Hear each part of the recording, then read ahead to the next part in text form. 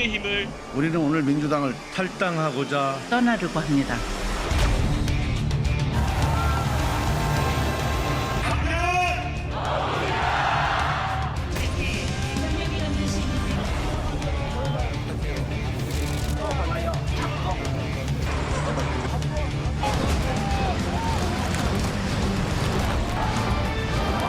국민의힘 저 폐륜 정권 심판 김준혁과 이재명의 쓰레기 같은 말들. 도마! 지하라마! 이제 심판은 네거티브가 아니라 인생입니다.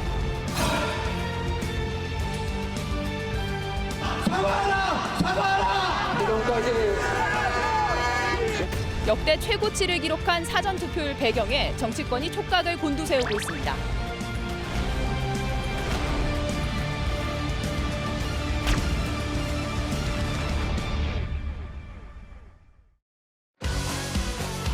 예, 시청자 여러분 안녕하십니까. 진실을 여는 시간 판도라 유호정입니다.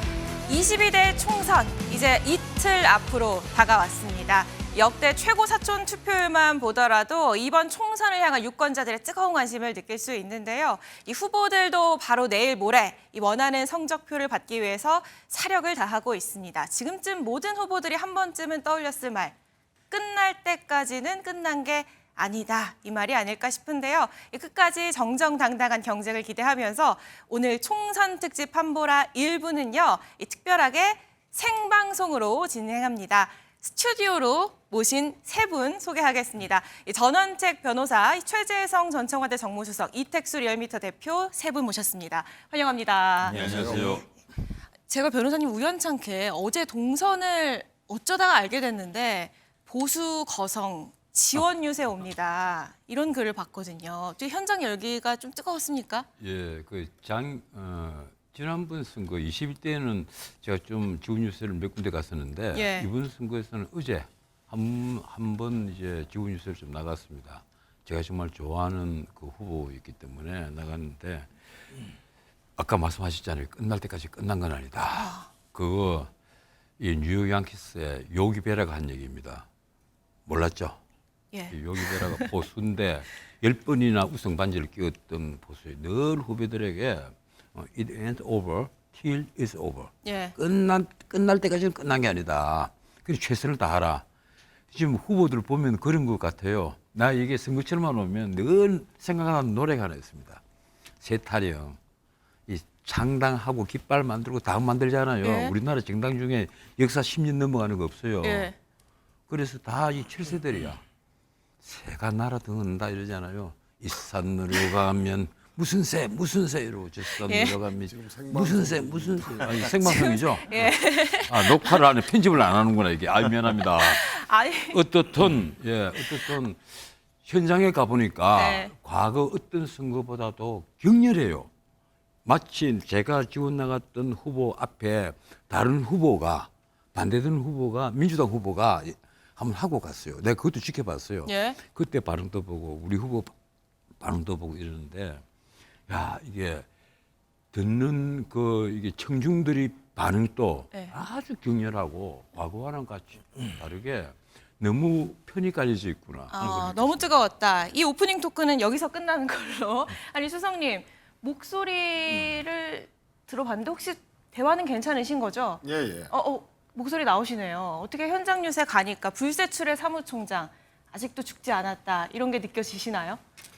냉온탕을 왔다 갔다 하고 있습니다. 냉온탕. 네. 언제 냉탕이고 언제 온탕이에요? 남양주 같은 경우에는 옛날 제 지역구 아닙니까? 예. 그러니까 반겨주시는 분들, 손잡아주시는 분들, 사진 찍자 그러는 분들, 예. 아주 그냥 온기가 그냥 딱 느껴지는데 또 같은 남양주인데 제가 이제 최민희 후보 이제 지원을 주로 네. 하고 있거든요. 근데 부군 되시냐고 묻는 분도 있어요. 그러니까 이제 나중에 이렇게 이사 오신 분들 뭐 네. 이런 분들은 잘 모르시고 그래서 식었어요 그냥. 조금 식었다. 불세출의 사무총장 인기는 식어버렸어. 그럼 목소리만 봐서는 아닌 것 같은데 어떻게 좀 후보로 다시 한번 진행하시죠. 예. 아니 대표님은 유세에는 나서지 않으시겠지만 이게 지금은 여론조사 공표 금지 기간이기 때문에 발표는 안 되지만 여론조사는 계속 진행이 되고 있기 때문에 바쁘시죠? 그렇죠. 정당 지지도하고 예. 또 개인 후보 지지도는 조사에서 발표를 못 하는데 대통령 국정수행 평가라든지 아니면 뭐 지난 선거 때 네. 여론조사 관련해서는 조사에서 발표할 수도 있고 예. 그래서 또 대통령 국정수행 평가는 선거조사는 아니지만 또 예측하는 데 굉장히 도움이 되는 지표이기 때문에 예. 지금 계속 조사를 하고는 있습니다. 그럼 이따가 이택수 대표님의 분석을 좀 귀 기울여서 네. 듣도록 하도록 하겠습니다. 그럼 세 분과 함께요. 저희 이 생방송으로 진행되는 이 판도라 1부 본격적으로 시작을 해보도록 하겠습니다. 저희가 이 총선을 얼마 앞두고 막판 변수를 하나씩 짚어보려고 하는데 먼저 투표율. 이 사전 투표율이 이번에 역대 최고를 기록을 했더라고요. 대표님, 네. 이 사전 투표율이 최고를 기록했다고 해서 제가 찾아보니까 이 전국 단위 선거에 사전 투표가 이 도입이 된 게 한 10년 전이더라고요. 근데 이렇게 높은 투표율을 기록한 거는 한 10년 정도 지났으니까 자리를 잡았기 때문에 그런 거다 이렇게 봐야 됩니까? 아니면 뭐 그 이상의 정치적 의미가 있다 이렇게 봐야 합니까? 첫 번째는 하나의 문화가 된 것 같습니다. 가서 인증샷을 뭐 찍기도 하고 예. 여러 가지 뭐 제약이 있긴 합니다만 어떤 문화가 된 것 같고요. 두 번째는 사전 투표에서 좀 승기를 잡은 정당이 또 이긴 경우가 많았기 때문에 그래서 원래 국민의힘 보수 정당에서는 사전 투표에 대한 여러 음모설 때문에 과거에는 좀 주춤했었습니다만 지금은 사전 투표를 오히려 독려하는 한동훈 비대위원장도 뭐 그러지 않았습니까? 예. 뭐 그래서 지금은 이제 보수 진보를 떠나서 본투표 때 투표하는 것도 좋지만 사전 투표 때 미리 투표를 해서 승기를 좀 잡아보자, 초반 기세를 잡아보자 이런 취지에서 좀 자리 잡은 측면도 있는데 과거에 이제 이게 도입된 것이 말씀하신 대로 2014년 선거 때는 11.5%에 그쳤는데 이번에 31.3%에 가깝게 나온 거 보면은 3배 가까이 올랐네요. 굉장히 많이 올랐던 거였고요. 그 전에 부재자 투표 때는 사실 뭐 2%대 굉장히 적었던 왜냐하면 네. 사전 신고를 했던 뭐 절차들이 있었기 때문에 여러 가지 불편함이 있어서 낮았었는데 2014년부터 꾸준히 늘더니 급기야 이제 30%대에 이르게 된 것입니다. 그럼 본 투표율도 올라간다 이렇게 볼 수 있나요? 상관관계가 있나요? 지난번 이제 66.2%였는데 예. 지난번보다 오를지 아니면 오히려 조금 줄어들 가능성도 전망하는 전문가들이 있는데요. 예. 왜냐하면 본투표 때 할 분들이 미리 나와서 사전투표한 분들이 많다라는 네. 것 때문에 뭐 지난번이랑 비슷하게 보는 분들도 계시고 늘어난다고 보는 분들도 예. 계시고 오히려 조금 줄어들 것이다라고 전망하는 분들도 계신데 예. 그거는 뚜껑을 열어봐야 될 것 같습니다. 뚜껑을 열어봐야 알겠다라고 말씀해 주셨는데 이 높은 사전 투표율을 놓고 여야가 저마다 우리한테 유리하다라고 해석을 내놓고 있더라고요. 두 분께 여쭤보는 게 의미가 있을지는 모르겠습니다만 굳이 따져보자면 어느 쪽에 더 유리하다고 보십니까? 뭐 전통적으로는 이제 민주당에 유리하는 걸로 예. 그리고 또 실질적으로 그렇게 분석이 돼 왔고요. 그래서 뭐 이번에도 그러지 않을까 싶고요. 우선 이제 사전 투표율이 높은 지역을 보면 주로 이제 호남 예. 거기가 이제 1, 2, 3등 하고 그 다음에 이제 떨어지는 지역 보면은 뭐 대구, 뭐 경북도 좀 떨어지고 그러다 보니까 아무래도 민주당에 좀 유리한 것이 나타나지 않나 싶습니다. 예. 변호사님. 이게 이번 선거가 처음에는 이제 정부 견제론이냐 지원이냐 이러다가 어느 날 갑자기 심판론 vs 심판론이 됐단 말이에요. 이게 네. 한동훈 비대위원장이 아마 그쪽으로 몰아간 게 맞을 거예요. 그런데 가령 2조 심판론이라니까 나중에 이런 말이 나왔습니다. 무슨 소리냐. 이재명이가 범죄 많이 저지르고 재판받는 거 모르는 사람 없다. 조국이 지금 징역 2년 항소심에서 선고받은 거 모르는 사람 없다. 이런 2조 심판론 이게 엉터리다. 왜 네. 그런가 하면 그런 걸 아는데도 이렇게 지지율이 높다는 것은 국민들이 윤석열 정부에 대한 어떤 반감이 있기 때문이다. 그래서 프레임을 좀 바꿨습니다. 어떻게 바꾸는가 하면 심판론 vs 결집론. 보수도 다시 결집하자. 예, 예. 그래서 지금 뭐 어제 그저께부터 난리가 났잖아요. 예, 국민의힘 중진 의원들이 국회에서 기자회견하면서 제발 우리 좀 살려달라. 개헌 선언 지켜게 해달라. 뭐 패스트트랙선 거의 180석이란 말이에요. 예. 그거 안 되도록 좀 해달라. 그건 막판 결집을 위한 호소였다 예, 이렇게 보면 이렇게 되나요? 하다 보니까 제가 이번에 그 사전투표에 대해서 뭘 받는가 하면 지금 가령 대선 그 사전투표율이 36.93%입니다. 예. 그리고 이 대선 그 사전 투표율에서 한 80% 정도가 그 다음 총선의 사전 투표율이더라 하는 이제 그 흐름이 있어요. 예. 그 이번에 그 80%를 계산하면 29.2%가 나온단 말이에요. 그런데 30.3%가 나왔잖아요. 한 1.5% 더 많이 나왔거든요. 1.5%포인트 더 많이 나왔는데 이 경우에 보수도 그만큼 지금 결집을 하고 있다. 하고 있다는 이제 그런 얘기를 해요. 아까 말씀하셨지만 대구 쪽에 이 투표율이 낮단 말이에요. 그건 이제 본투표까지 다 봐야 될 겁니다. 나는 본투표는 40%를 넘었을 거로 봐서 이제 70%를 넘었으면 옛날에는 70% 넘었으면 이 진보가 무조건 이긴다 이랬는데 예. 이번에는 70%를 넘어서는 표만큼 내가 기대하는 겁니다. 사실은. 네. 넘어서는 것만큼 보수가 새롭게 결집을 한 표가 아닐까. 예, 그렇게 돼서 마지막 변수가 되지 않을까.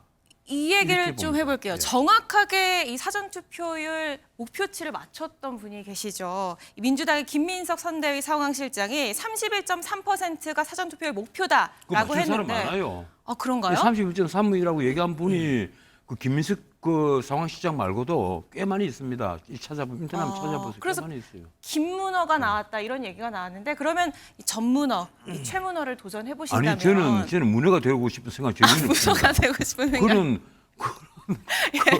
의류도 아닌 것이 계기도 아닌 것이. 그럼 최종 투표를 맞춰 보신다면 70% 기준으로 업앤다운 하신다면 업입니까 다운입니까? 저는 70%를 넘을 것으로 봅니다.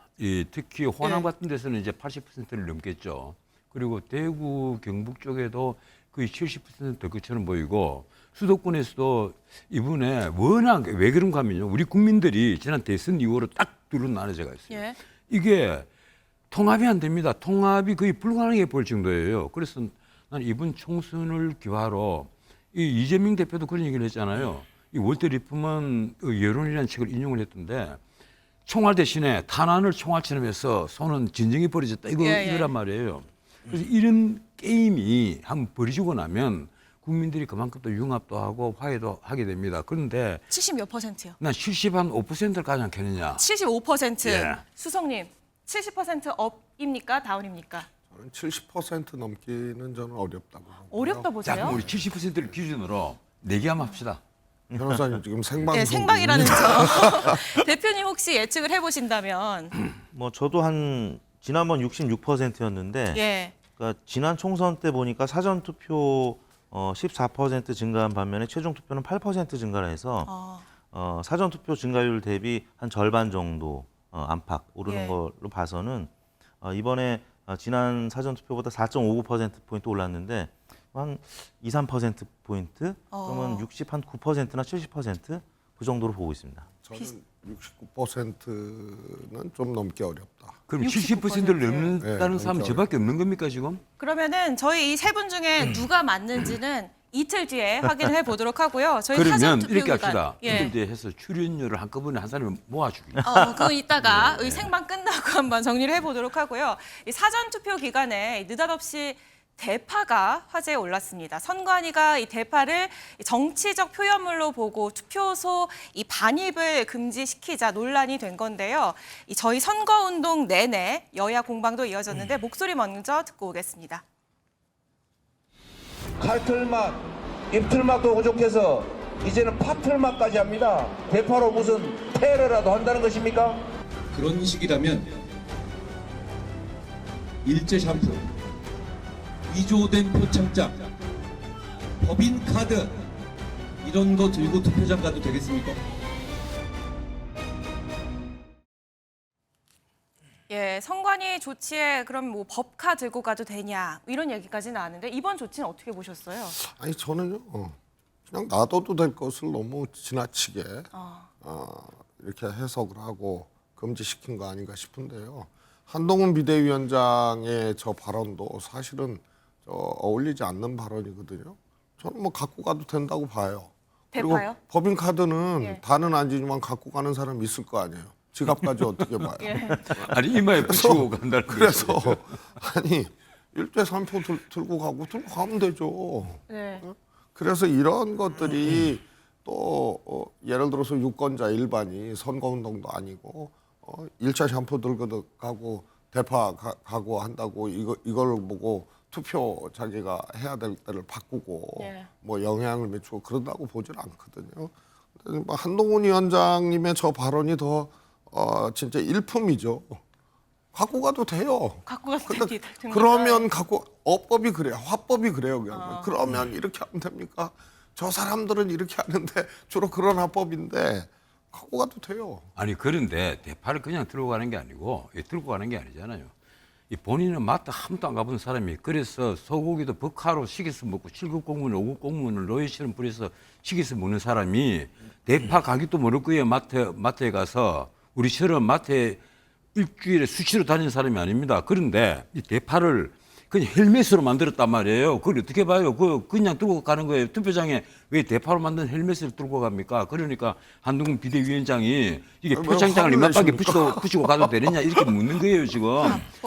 치사하고 저열한 저런 캠페인 방법은요. 저 후진적 민주정에서 이제 이런 거죠. 이재명 대표쯤 되면 공부도 많이 하고 또 점잖은 당 대표잖아요.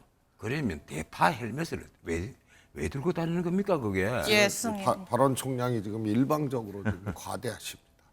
글쎄. 저는 이 문제는 대파 문제는 뭐 다들 아시는 문제지만 뭐 저도 청와대에 있었습니다만 대통령이 어떤 동선을 짜고 일정을 예. 짜면은요 우선 시스템이 작동하잖아요. 네. 이거는 목표가 물가 현장을 대통령이 직접 가시는 일정이에요. 예. 그래 고물가 시대니까. 예. 그래서 가시면은 이미 다 파악을 하는 거거든요. 그런데 거기서 그러고 그 다음에 또 집권당인 국민의당의 이수정 후보 있잖아요. 거기는 국민의힘에? 국민의힘에 아니다 한 단이 아니고 한 뿌리에 875원이다.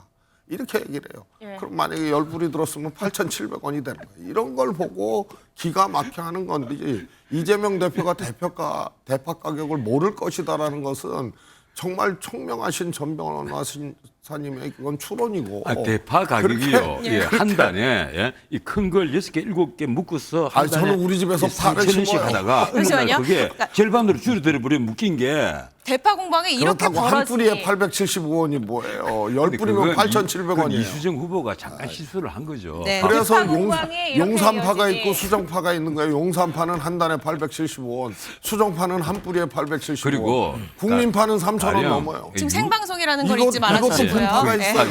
윤 대통령 같은 경우는 우리가 늘 이렇게 이해를 합시다. 이 만기 칠람을 하다 보니까 머리가 얼마나 복잡하겠어요. 아니죠. 대파 가격까지. 그거는 왜냐하면 갑자기 누가 물어보거나 이런 몰라도 대통령의 일정은 정말로 그거는 고물가 시대의 예. 일정 아닙니까? 이런 공방이 있었고 선관위의 조치는 또 별도의 문제 아니겠습니까? 그게 문제예요. 선관위가. 이 선관위 선관위가 조치가 얘기를 문제다. 안 했으면 예. 이 문제가 이렇게 일파만파, 천파만파가 되지 않을 건데 근데 선관위가. 뭐 민주당이 아니라 유권자가 물어봐서 예. 거기에 대한 답변이라고 하긴 선관위가 합니다만. 그걸 공식적으로 야 대파 들고 가지 마라. 대파 들고 투표하러 가지 마라 이러니까 아닌 말로 예. 이 야당 입장에서는 내가 만약 야당을 해도 내 대파 들고 갈 거야. 화가 나니까. 선관위가 말을 그렇게 하면 화가 나죠. 예. 그래서 내가 보니까 선관위가 정말 엉뚱한 얘기를 한 것 같아요. 근데 이제 선관위 입장을 또 생각해 보면 관전자 입장에서 두 분 이제 질문을 하니까 답변을 한다는 근데 거죠. 유권 해석을 또 안 내릴 수 없고 만약에 거기서 노 코멘트로 하면 그것도 또 기사가 그런 될 겁니까? 거거든요. 그러니까 선관위 입장도 저는 좀 이해는 가는 측면이 있습니다. 예. 이제 근데 지금 질문이 왔기 때문에 근데 답변을 지금 한동훈 위원장이 그럼 표창장 붙이고 가도 되느냐? 이래도 선관위는 답변을 하지 그래서 않잖아요. 관전자 입장에서는 민주당의 이제 아까 제가 사전 투표가 문화라고 이제 말씀을 드렸는데 사전 투표를 제고를 위한 어떤 유머러스한 캠페인을 벌인 측면이 있는 것이 아닌가. 그래서 특히 민주당 지지층은 보수층보다는 훨씬 더 사전 투표를 하나의 문화로 예. SNS도 올리고 유머러스하게 이제 예. 보기 때문에 그런 측면에서는 조금 성공한 캠페인이 아니었나 싶습니다. 네, 그런가 하면요.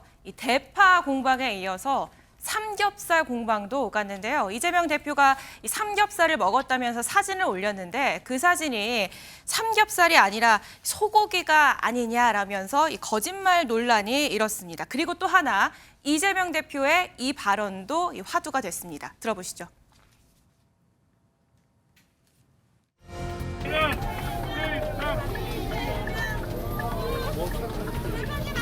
일하는 척 했네. 일하는 척했네. 아이고 머리야. 머리 너무 아파. 진짜 여러분을 위해서 일하고 싶습니다. 저희는 일하는 척 하지 않겠습니다. 저희는 소고기 먹고 삼겹살 먹은 척 하지 않겠습니다. 검사인 척 하지 않겠습니다. 위급 환자인 척 해서 헬기 타지 않겠습니다. 여러분. 예, 유세 직후에 이제 차량에 타서 했던 말, 뭐 일하는 척했네, 이 발언이 이제 생중계가 되면서 관심을 받았는데요. 여기에 더해서 이 삼겹살 논란까지 한동훈 위원장이 오늘 이 삼겹살집, 고깃집을 찾았더라고요. 이건 뭐 거짓말 공방에 불을 붙이겠다 이런 의도인 것 같은데 수석님 보시기에 어떠셨습니까? 아니 저는 유치해요. 유치하다. 그 고깃집 찾아간 것도 그렇고 예. 그 고깃집이 삼겹살, 소고기 같이 파는 집 아니에요. 예? 그래서 소고기만 먹은 것도 아니고 제가 보기에 삼겹살, 소고기 같이 먹은 건데 그래서 올리기를 삼겹살 먹었다고 올렸다고 그거 트집 잡고 거기 또 비대위원장이 뭐예요? 당대표 아니에요. 그렇죠. 그 집 직접 가가지고 그러고 말이에요. 예? 그래서 아이 오리고기하고 흑염소하고 같이 파는 데서 오리고기 먹었다고 올린 게 뭐가 문제예요?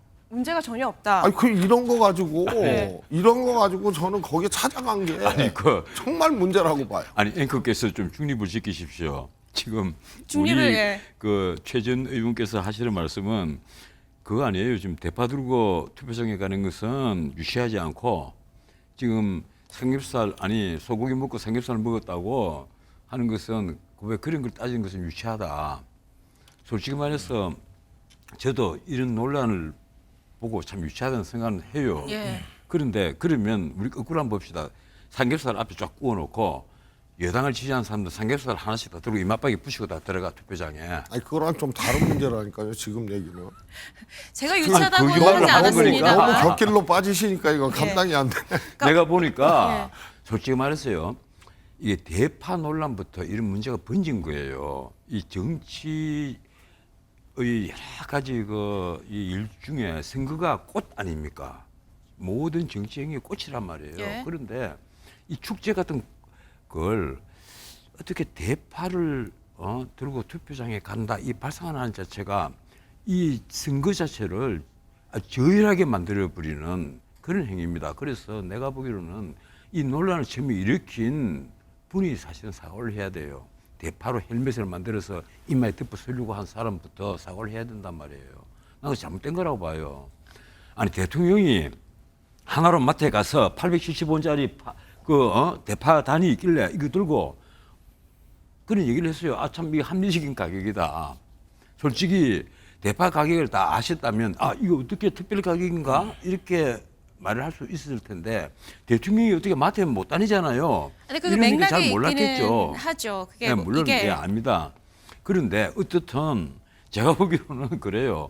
그런 걸 이 계속해서 공격 포인트로 삼아가지고 이 대통령은 이 고물가의 어떤 주범처럼 프레임을 만들면서 대파를 들고 이게 투표장에 간다. 그 발상을 하는 자체가 이 민주주의의 선거라는 제도를 아주 저열하게 만들어버리는 정말 이게 저열한 행위입니다. 예, 수석님. 아니 다시 대파로 돌아가시는데 문재인 정부 때 저 청와대에 있을 때요. 예. 그때 코로나 와중에서 달걀값이 엄청나게 올랐거든요. 달걀값이. 예. 그러면 그것도 이제 민심의 이제 바로미터처럼 돼버려 가지고 엄청 올라서 매일 뉴스가 나오고 이래요. 그래서 그 대책회의를 해요. 달걀값 하나만 올라도 대통령이 대책회의를 해요. 그래서 보고서가 가요. 그러면 그 오른 원인에 대해서 분석을 합니다. 예. 뭐 소비가 늘어났다든가 그러면 방책으로 뭐 미국산 달걀을 더 수입한다든가 저 같은 경우는 정책실 보고가 이게 좀 뭐가 하나 빠졌어. 보니까 그 달걀에 글씨 새기잖아요. 뭐 유통기한하고 뭐 이제 등급도 매기고 그것을 새기는 것은 일단 시설 투자를 해야 되거든요. 그런데 소비가 는다고 그 시설 투자까지 하지를 않아요. 그래서 가동률을 점검을 해요. 그러니까 81% 가동률이야. 그럼 그 가동률, 글씨 새기는 계란에 이 가동률을 90%까지 올려보자. 뭐 이런 거예요. 계란값을 이제 파악하고 그러니까 당연히 대파도 대파값을 파악하고 참모들이 벌써 다 분석하고 예. 그리고 그 대안이 뭔지까지도 갖고 가야 되는 거예요. 대통령의 일정을 갑자기 들이댄 게 아니잖아요. 아니 정말 너무 이상한 말씀하십니다. 문재인 정부 때 달걀 외국에서 엄청나게 수입했잖아요. 수입했어요. 예, 엄청나게 수입했어요. 제가 우리나라에서 달걀 얘기했잖아요. 가격이 조정이 안 되니까 제가 알기로는 거의 전체 소비량의 한 40% 정도를 내가 그 수입한 걸로 내가 기억을 아니 합니다. 수치는 네. 마음대로 얘기하시면 안 되고요. 아니 한 내가 그렇게 이게 기억을 공방은 해요. 아니니까요. 한 10%, 저희가 10% 10% 넘었어요. 남짓했고요. 이게 공방은 아니니까 예, 대파 논란과 아까 삼겹살 논란 이거의 본질은 이렇게 물가 문제다라는 말씀이신 건데. 아니 삼겹살은 좀 다른 문제고요. 그거는 왜 소고기 먹고 삼겹살 이 SNS에 올렸냐 뭐 이런 트집이거든요.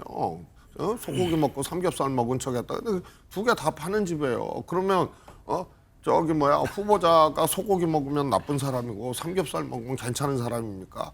그래서 아니 이 사진이 문제는 찍혀 있는데 너무 옆에 치졸해. 소고기만 놓이가 있잖아요. 대표님, 삼겹살 안 놓이가 있고. 대표님 보시기에는 어떻게 보셨습니까? 예. 그만큼 이제 국민의힘 내부에서도 지금 지역구 의석 강세를 보이는 곳들이 예. 100곳이 채 안 되고 이런 이제 위기 상황 그리고 어제 뭐 주요 선대위원장들도 그랬지만 예. 개헌 저지선 우리가 지킬 수 있도록 해달라. 그만큼 다급하기 때문에 아. 과거 이제 민주당도 뭐 3연패 했을 때 뭐 생태탕 얘기가 나오지 않았습니까? 또 굉장히 지금 서로 공격할 포인트가 많지 않기 때문에 어떻게 보면 굉장히 좀 우스꽝스러운 이런 비판들이 지금 나오고 있는 것 같은데요. 그만큼 우리 정치권이 한편으로 보면은 좀 뭐 후진 부분이 될 수도 있겠지만 후보들 공천 과정에서 많이 걸러내다 보니까 이제 지적할 것들이 많지 않다라는 얘기죠. 네. 그러다 보니까 이제 먹을거리 갖고 싸우는 그런 모양새를 제가 한 보이는 것 말씀만 딱 드릴게요. 문득 예. 생방송이니까요. 네, 한 저희가. 말씀만 드릴게요. 예, 한 말씀만. 예, 소고기를 소고기라 부르지 못하고 예. 소고기를 삼겹살이라 부르는 그 심정을 제가 이해는 합니다. 알겠습니다. 예, 그럼 모레 본투표를 앞두고요. 막판 판세를 좀 짚어보도록 하겠습니다. 제가 여야 전망치를 짧게 정리를 하면은 원래 국민의힘은 110석에서 130석 이 확보를 예상을 했는데 최근에 120석에서 140석으로 이 목표치를 올려 잡았고요. 더불어민주당은 확실한 우세 지역은 110석이다. 이 전망은 유지를 하면서 박빙 지역에서 승리하고 비례까지 합치면 153석 이상을 목표치로 잡고 있다. 이런 얘기를 했습니다. 대표님 먼저 전체 판세를 조망해 볼 수 있는 여론조사 결과를 좀 소개를 부탁드릴게요. 네, 최근 이제 발표된 여론조사 결과가 있었는데요.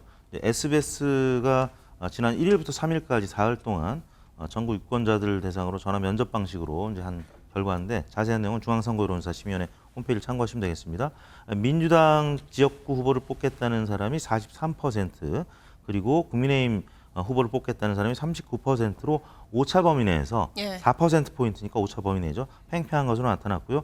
지정당이 없거나 응답하지 않은 부동층은 9%였습니다. 4년 전에 SBS가 이제 비슷한 시기에 했던 예. 결과는 이거보다는 사실 격차가 컸었는데 네. 이번에는 격차가 그보다는 이제 작은 거 봐서는 이제 블랙아웃 기간을 앞두고 보수층도 결집한 것이 아니냐라는 예. 어떤 상황을 볼 수 있는 지표인데 사실 지난 총선 때 각 당의 그 지역구 득표율은 41.5 대 49.9, 8.4%포인트밖에 차이가 안 났는데 의석은 굉장히 많이 차이가 났죠. 그쵸. 왜냐하면 승자 독식 제도이기 때문에. 예. 그래서 오차 범위 내에서 4%포인트 차이지만 만약에 이대로 그냥 끝난다라고 하면은 뭐 지난번보다는 의석이 줄 수는 있습니다만 민주당이 여전히 좀 앞서가는 형국이다 이렇게 말씀드릴 수 있을 것 예, 같습니다. 그 경합 지역을 반반 나눠 갖는 게 아니라 한 표라도 더 많은 쪽이 다 가져가는 거기 그렇죠. 때문에 의석수는 쏠릴 수 있는 것 그걸 성자 같은데. 독식 제도라고 하지 않고 이 정치학 교과서에는 그 다수 대표자라고 합니다. 다수 대표제. 변호사님 현장 다니시니까 민심 예. 직접 느끼시잖아요. 보수 결집, 마지막 막판에 결집하고 있다. 그리고 여권의 악재는 좀 정리되고 있다라는 게 여권 내부 분위기인 것 같은데 실제로 제가 그렇습니까? 좀 짧게 말씀을 드릴게요. 예. 이번 선거는 가령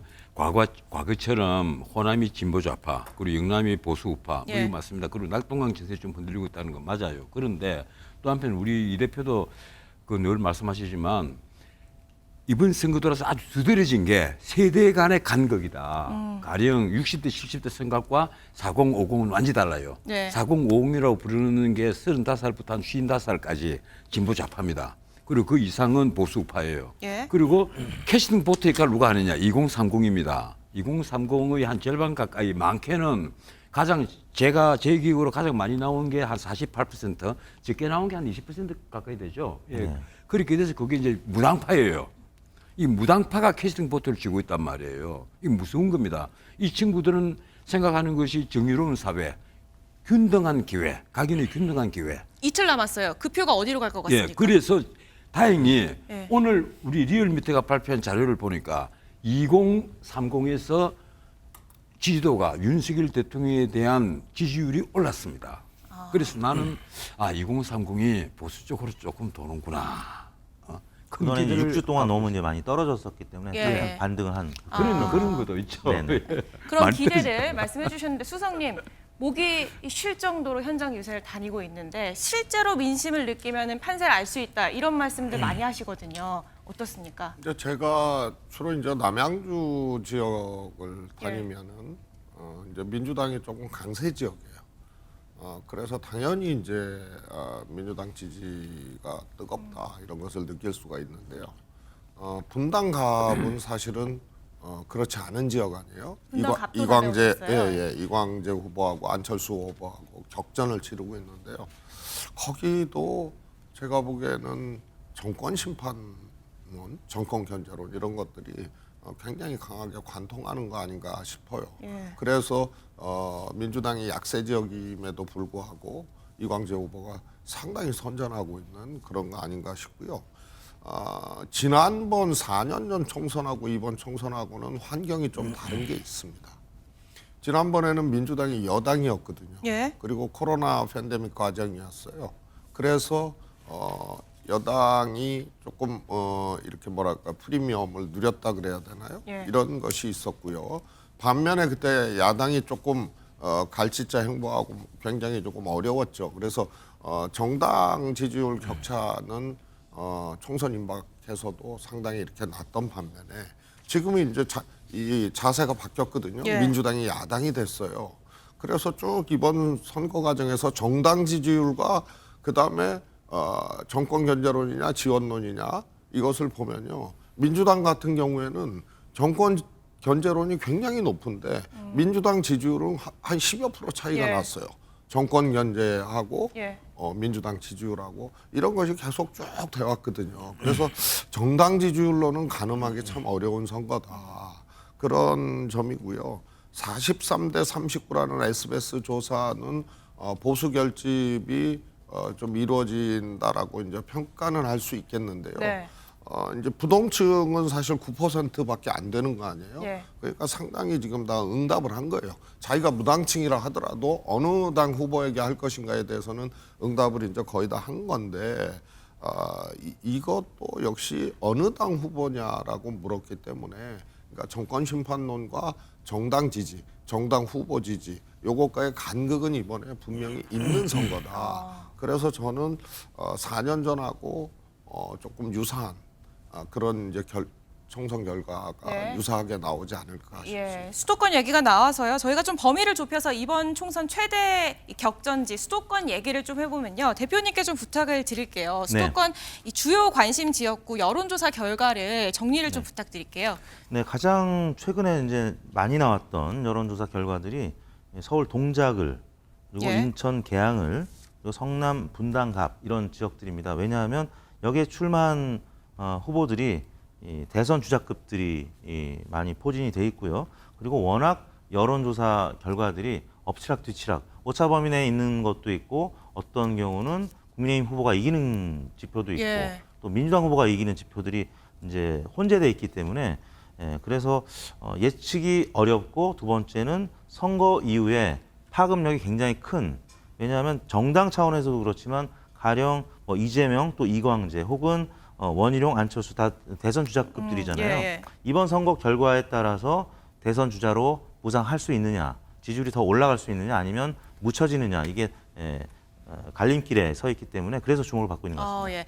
동작을에 네. 민주당 같은 경우는 유삼영 후보가 정치 신인을 공천을 했는데 이재명 대표가 여기에 굉장히 많이 가고 있어요. 이거는 이유는 뭐라 보세요? 거기는 한강벨트잖아요. 예. 그리고 상징적인 지역이거든요. 일단 나경원 전 원내대표가 이제 출마한 지역이고, 예. 근데 전통적으로 민주당이 나쁘지 않은 지역이에요. 강세 지역이에요. 그래서 여기 이거를 이제 현역 의원이 민주당 의원이었거든요. 한강벨트인데다가 민주당 현역 지역을 뺏기게 되면은 예. 다시 말해서 나경원 후보가 그 전에 이수진 의원이었잖아요. 이 의석을 뺏어 오게 되면 그럼 한강벨트에 좀 영향이 있을 수 있고, 그러니까 굉장히 상징적인 지역이 돼버렸어요. 그래서 이 대표가 이제 자주 가는 거고요. 제가 이렇게 접전 지역이라고 쭉 분리되었던 그동안 조사에서 이런 걸 한 30여 군데를 쭉 보니까요. 민주당 현역 의원을 배출했던 지역구 중에 지난 총선에서 접전 지역에 해당하는 게 10개가 안 돼요. 그런데 국민의힘 현역 의원을 배출했던 지역, 그쪽에 접전 지역이 나머지. 그러니까 그 중에 하나가 이 동작 나경원 유삼영 후보가 붙는 데니까 이 지역이 민주당 입장에서 또 이재명 대표 입장에서는 굉장히 이제 중요한 지역이 됐죠. 어떻게 보세요? 이 그런데 동작을. 동작을 같은 경우에는 그 이 앞에 이수진이라는 그 서울중앙지법 판사 출신인데 영입을 했잖아요. 예. 그런데 이 이수진 의원이 나름대로는 그 친명 이 표시를 많이 해온 사람인데 어느 날 갑자기 그 동작에다가 자기는 속 빼고 전현희를 집어넣고 속 빼고 또 추미애를 집어넣고 이렇게 여론조사를 한단 말이에요. 예. 그것도 성남 이 기반인 여론조사 회사가 이러니까 이수진 그 의원이 발칵했죠. 문자 그대로 그 이틀 동안 밥을 못 먹었다는 거 아니에요. 그리고 자기가 그렇게 토로를 했을 정도니까, 그리고 거기에 그 이 총경 출신인 유삼영 씨를 그 후보로 공천을 했으니까 지금 이틀이 멀다고 그 이재명 대표가 거기에 지원 뉴스를 계속 나왔습니다. 외국 가면 유삼영 씨를 지원을 해가지고 당선을 시켜야 된다. 예. 뭐 나경원 의원에 대한 어떤 적대감 때문에 그런 건 아닐 거예요. 그 자기 체면이 걸렸으니까 그렇게 된 건데, 문제는 지금까지 나온 여론조사를 쭉 지켜보면 다행히 나경원 의원이 그 선두를 뺏기지 않았어요. 네네. 그래서 난 이런 지역은 난 큰 걱정을 하지 않습니다. 걱정 없다. 예, 걱정하지 않는데 오히려 이런 것보다는 지금 성동갑에서 임종석 대표를 주저앉혀버리고 전현희를 공천했잖아요. 예. 전현희 후보를. 그 전현희하고 윤희숙, 여전사 윤희숙하고 이제 한판 붙게 만들었단 말이에요. 거기가 우리 참 재미있는 싸움이 벌어졌어요. 그리고 또 아까 말씀드린 대로 이광재하고 또 안철수 그 두 분은 지금 정체성의 싸움이 아닙니다. 보수 진보의 싸움이 아니에요. 문자 그대로 인물과 인물의 싸움이 되어버렸어요. 네네. 이러니까 이 싸움은 보기보다는 마치 인기 투표 같아요. 그래서 보는 관전이 재미가 있어요. 야, 인기 투표 재밌다. 그럼 이 지역은 어때요? 부산 수영구. 여기에 그게 지금 참 무소속. 문제입니다. 예. 이 장예찬이라는 그 그래도 대통령에게 본인이 먼저 그런 얘기하잖아요. 나는 대통령의 첫 번째 참모다. 예. 이런 얘기를 한단 말이에요. 그러면서 눈물까지 흘리면서 무소속으로 출마했는데 사실 논란이 된 과거의 발언을 보면 문제는 있어요. 예. 그러면 이번에 그렇게 해서 공천이 취소가 됐으면 나 사진동을 공부하겠다. 아직 나이가 있잖아요. 그럼 그렇게 해서 본인이 다음 기회를 가지려고 했으면 대중들이 참 그 아쉬움을 같이 함께 간직을 해서 4년들을 기약을 할 수 있을 건데 이 끝까지 싸우겠다 이래 버리니까 지금 정연우 후보가 그 동아일보 기자 출신인 정연우 후보가 같이 공천을 받았는데 이게 참 재밌게 돼버린 거예요. 삼파진이 돼버렸거든요. 예, 국민의힘 전영훈 후보가 무소속 장해찬 후보에게 선대위원장 맡아달라라고 공식 제안했는데 장 후보는 거절했죠. 단일화 나는 입장을 굽히지 않고 있습니다. 그러니까 어떤 뭐 조건 없이 원하는 대로 다 해서 단일화 한번 해보자. 어떻게 될 것 같습니까? 안 하면 끝까지 간다 이랬는데 결국은 하지 않으면 난 장예찬 후보가 나중에 최종적인 승자가 되기는 좀 어렵지 않을까. 그렇다면 본인이 지금 대승적인 결단을 해야 되는데 이제 시간이 하루밖에 없습니다. 네. 그 하루 지나도 내일 슬쩍 사퇴를 한다 하더라도 투표소에 붙이는 것밖에 없어요. 네. 본인 이렇게 사퇴했습니다. 그거 표지 붙이는 것밖에 없단 말이에요. 그래서 사실 단일화 효과도 거의 아마 없을 겁니다. 그래서 제가 보기로는 단일화 기회도 이미 놓친 것으로 보이고 이제는 삼파전에서 최종적인 승자가 누가 될까? 민주당 후보가 수용해서 참 이기기 힘든 지역인데 이게 여당 표가 나누어짐으로 해서 이기는 불상사가 만약에 벌어진다면 나중에 이 사건은요 두고 논란이 될 겁니다. 자, 관전하지 마시고 예측을 해보신다면 어떻게 예. 결과 나오실 것 같아요? 나올 것 같나요? 예측을 예, 하라고요. 예측, 예. 제 속마음을 생방입니다. 얘기할까요? 제 속마음을 예. 뭐 정연욱이라도 당신이 됐으면 저는 좋겠어요. 이 희망 사항이고 지금 현 상태대로 가면 예. 민주당이 이길 판이에요. 이러니까 내가 화가 나는 거죠. 화가 나신다 우선은요. 말씀하셨어요. 아니, 그건 뭐 말씀을 하셨으니까 그렇고요. 수영부의 경우에는 저는 장해찬 뭐 단일화 뭐 이런 건 말도 안 되고 또 이틀 전에 선대위원장 맡아달라고 하는 후보도 정말 웃기는 거고 그래서 이거는 그냥 가는 거거든요. 예. 가는데 저는 선거 후에 총선 후에 이것이 굉장한 좀 뭐랄까요 충돌의 불씨가 된다고 봐요. 장해찬 후보 같은 경우는 패배하더라도 민주당 후보가 지금 이기는 거 아니에요? 3자 구도에서는 패배한다 하더라도 대통령이나 여기서 어떻게든 좀 챙기지 않을까 이런 생각이 들어요. 그렇게 되면 이게 이 지역에 장해찬 후보가 공천 박탈되고 무소속으로 나와가지고 민주당에게 의석을 뺏기게 되고 헌납한 경우가 되는데 이걸 대통령이 챙겼다? 그러면은 이게 여권 분열에 또 이게 불씨가 되는 거예요. 그래서 저는 주목할 만한 지금 뭐 승패를 떠나서 총선 후에 이게 또 그런 새로운 또 불씨가 되지 않을까 싶고요. 승패를 예측해 보신다면요? 당연히 3자 구도에서는 조사 나온 것도 그렇고 민주당이 이길 수밖에 없는 거죠. 1위를 달리고 있죠. 그래서 뭐 30% 후반대 그다음에 20% 중반 뭐 이렇게 나오는 거 아니에요? 그래서 이거는 그냥 흔히 얘기하면 여권 분열 구도 속에서 민주당 승리가 그거는 확실시 되는 것이라고 보고요.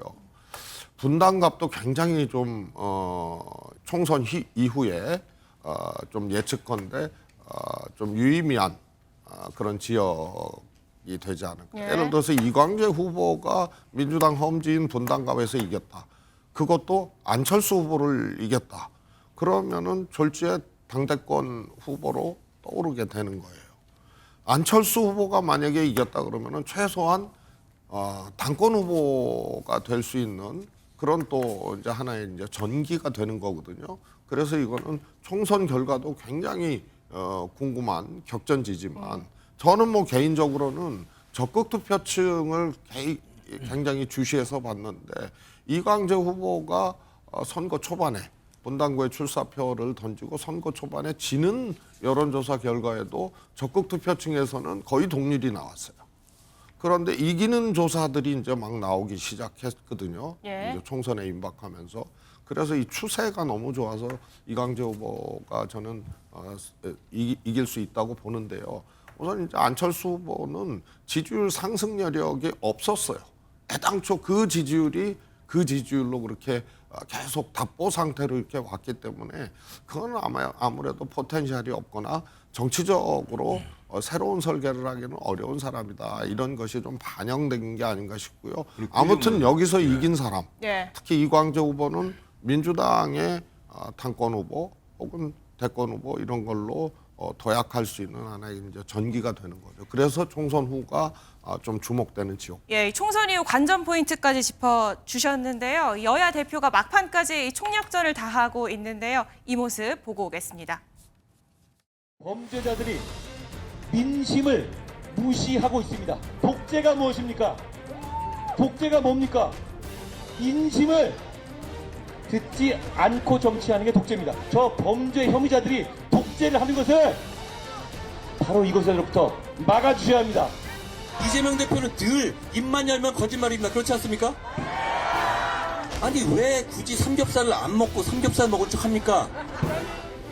야단을 쳐서 말이 안 되면 회초리를 들어야 합니다. 회초리를 들어서 안 되면 권력을 뺏어야 합니다.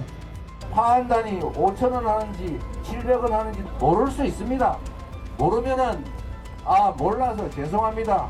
이렇게 해야 맞지 않습니까? 그런데 미안하다는 말 들어보셨습니까? 예, 사전 투표율 역대 최고를 기록했지만 아직 투표를 하지 않은 유권자들이 더 많습니다. 여야 모두 막판 총력전을 벌이고 있는 상황에서 이 총선 승패를 가릴 마지막 변수가 뭐라고 보시는지 수석님께 좀 들어봐야 할 것 같습니다. 막판 변수 뭐라고 생각하십니까? 이제 뭐 막판인데요. 잠시만요. 저희가 광고 듣고 오겠습니다. 예, 이번엔 정말로 이 총선 승패를 가릴 마지막 변수 수석님 얘기를 마저 듣겠습니다. 광고 다 예. 들었나요? 저는 역시 리더 리스크. 리더 리스크. 네, 대통령 포함해서 리더 리스크라고 보고요. 뭐 대표, 야당 대표, 국민의힘 비대위원장 다 지금 두 분의 어떤 이야기, 예. 두 분의 이제 모습 이걸 보고 이제 공방들이 이제 막 벌어지는 거기 때문에요. 이제 대표 리스크고요. 대통령 포함하면 리더 리스크 이게 있는 거고요. 대통령이 뭐 새롭게 어떤 뭐 문제점을 내보낼 이제 이 시간도 지금 안 되잖아요. 네. 거의 이제 막바지까지 왔는데 뭐 제가 보기에는 김건희 여사 투표하는 모습 있잖아요. 원래 대통령 부부가 하거든요. 근데 대통령 혼자 했어요 이번에. 네. 그것도 예를 들어서 일종의 리더 리스크 중에 하나로 이렇게 작용하는 것. 그래서 대표 리스크, 리더 리스크 이것만 남았다. 예, 변호사님 마지막 변수. 뭐 그런 식으로 따지면 그 리스크가 얼마나 많겠어요. 당장 그 날이 바뀌어서 선거 바로 전날인 9일 서울중앙지법의 형사재판을 받으러 이재명이 갈 것이냐 안 갈 것이냐. 그게 아마 온 국민의 관심이 쏠릴 겁니다. 제가 보기로는 이런 이상한 선거가 어떻게 벌어질 수 있느냐. 문명국에서 징역을 2년을 선고받고 3년 선고받은 사람들이 정당을 만들고 또 심지어 감옥 안에 있는 사람들이 또 정당을 만들고 그리고 방금 7가지 어떤 범죄 혐의, 그 총 혐의는 10개예요. 이런 걸로 재판을 받고 있는 당대표가 자기 기준에 맞춰서 다 공천한 것도 아니에요. 마음대로 사당화를 시켜버렸단 말이에요. 그런 이상한 그 공천 제도가 만약에 외국에서 벌어졌다면 이게 사법심사가 안 될 것이냐? 나 된다고 봐요. 당연히 수사 대상이 됐을 것이다. 그런데 뭐 어떻든 이번 선거는 대통령에 대한 중간 평가니까 첫 번째는 민생입니다. 근데 고금리, 고환율, 고금리 다 아시다시피 삼고 현상은 뭐 윤 대통령이 잘못은 아니지만 이 정부의 책임이에요. 어떻든 고물가는요. 대표적인 게 고물가거든요. 그래서 지금 대파 논란도 벌어진 것인데 더 큰 문제는 지금 사실은 불통이라는 문제입니다. 그게 오만함으로 비친단 말이에요. 이 도어 스피킹을 중단해버리고 기자회견을 취임 후에 한 번밖에 하지 않으면서 윤 대통령이 너무 소통을 안 한다 하는 것이 우리 국민들의 그 관점이에요. 그래서 지금 의정 갈등이 벌어진 것도 나는 그것 때문에 벌어진 게 아니냐. 이 충분히 이게 의견을 수렴하고 해야 될 문제를 어느 날 윤 대통령이 터뜨려 버렸단 말이에요. 그런데 지금 이제 하루 딱 남았습니다. 오늘 나온 뉴스는 이거 뭐 연기할 수도 있다. 의견을 들어서 앞으로 이걸 2,000명 증문하는 것을 충분히 바꿀 수도 있다. 이런 얘기가 이 박민식 보건복지부 2차관 입에서 나왔는데 모르겠습니다. 대통령실에서는 또 어떻게 나올지는 모르겠습니다만 내일 하루 윤 대통령이 어떤 반응을 보일지에 따라서 나는 이게 선거에 큰 영향을 미치리라고 봐요. 또 하나 마지막 선거에 영향을 미칠 게 흔히 말하는 공영훈, 양문석, 김준혁 이게 야당 후보 중에 3리스크 지금 부각된 게 세 사람입니다. 하나는 사기대출, 하나는 부동산을 편법으로 상속을 정리를 시키는데 그 내막을 다 알고 이 땅을 매입한 거예요. 35평짜리 땅을. 또 하나는 막말 리스크, 부동산 막말 리스크예요. 이 세 개가 과연 유권자들에게 어떻게 보일 것인가. 이게 나는 마지막 선거를 좌우할 것이라고 봅니다. 네, 대표님. 뭐 이제 24시간하고 조금 더 남았으면서 공식 선거 운동 기간이 그래서 마지막 변수가 그다지 많을 것 같지는 않고요. 뭐 남은 거라고는 뭐 날씨 정도. 날씨요? 네. 근데 날씨 전문가가 이제 통계를 냈는데요. 비가 오면은 평균 53%의 투표율이었고요. 비가 안 온 때는 평균 61%, 무려 8%포인트나 차이가 나요. 근데 이번 주 수요일 날은 비가 안 온답니다. 그래서 투표율이 높을 거라고 이제 전망했던 하나의 요인 중에 하나였고요. 그 외에는 뭐 사실 말실수라든지 아니면 근데 말실수는 워낙 지금 조심들 하고 계시니까 돌발 사고 하루 정도 남은 시간에 뭐 그다지 큰 변수는 없지 않을까. 저는